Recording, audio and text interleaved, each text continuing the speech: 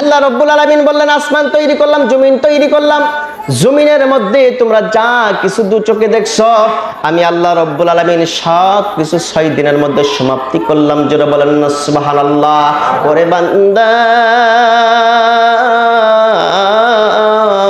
তোমরা যে দেখো বিরাট বড় হাতি, বিরাট বড় গাছ, বিরাট বিরাট বড় গাড়ি, বিরাট বিরাট বড় এই সমস্ত আল্লাহর নিয়ামতগুলি দেখার পরে, আল্লাহর সৃষ্টিগুলি দেখার পরে তুমি হয়তো মনে করতেছ এদের কাছে আমি ফেল খাইছি।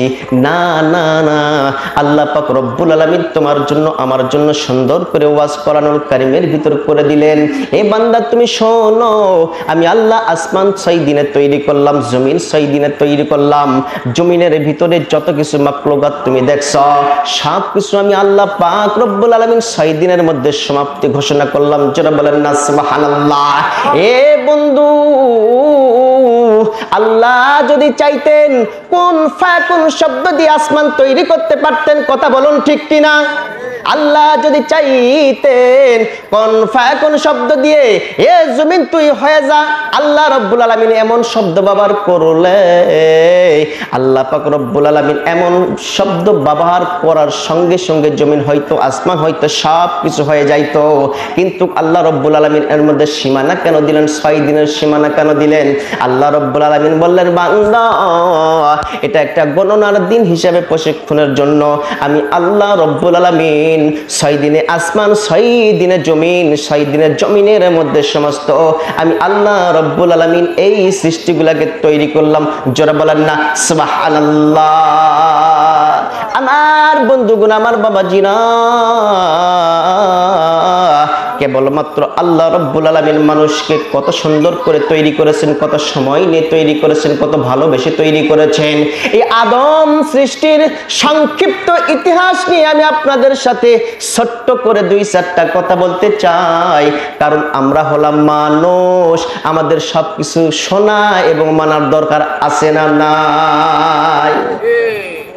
কারণ আমরা হলাম মানুষ। যারা বলেন না সুবহানাল্লাহ। যার হুশ আছে তার নাম বলা হয়, আবার বলেন না যার হুশে, যে মানুষটি, যেই ব্যক্তিটি হুশে চলে তার নামটা কি? মানুষ। গরু কোনোদিন হুশে চলতে পারে না। গরুকে আপনি যদি ডানে বলেন, অনেক গরুকে হাল শিখানো হয়, আছে না নাই?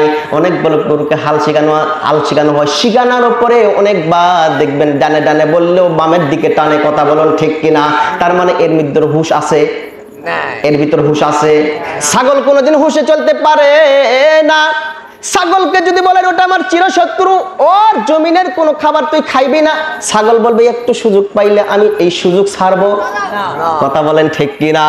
ছাগল বলে আমার ভিতর তো হুশ নাই, কারণ আমার ভিতরে হুশ দিয়ে আল্লাহ রব্বুল আলামিন আমাকে তৈরি করেও নাই, সুতরাং আমি হুশে চলতে পারি না। কেমন করে আপনি পৃথিবীর জমিনের যা কিছু দেখছেন না কেন সব কিছু আল্লাহ রব্বুল আলামিন তৈরি করেছেন মানুষের তলে, মানুষের ঊর্ধ্বে নয়। আমার বন্ধুগণ, আমার বাবাজিরা, আল্লাহ পাক রব্বুল আলামিন সব কিছু তৈরি করেছেন, কিন্তু তার কারো মধ্যে এমন কোনো হুশ দেন নাই। কেবলমাত্র আল্লাহ রব্বুল আলামিন মানুষের মধ্যে হুশ দিয়েছেন। এ মানুষ, তুমি যদি মানুষের মতো মানুষ হইতে চাও তোমাকে হুশে চলতে হবে। জোরে বলেন না সুবহানাল্লাহ। ওই যে একটা সামার মধ্যে আছে, ডান পা তুলিতে আল্লাহ নাম মুখেতে, বাম পা ফেলাতে হো বাসি খোলো, চলতি চলার পথে হুশে চলো। আল্লাহু আকবার। চলতি চলার পথে হুশে চলো মানুষ, চলতি চলার পথে হুশে চলো।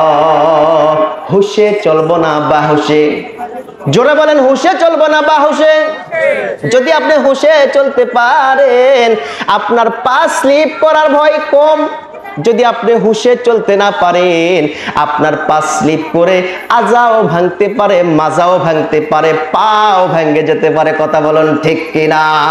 লিল্লাহে তাকবীর।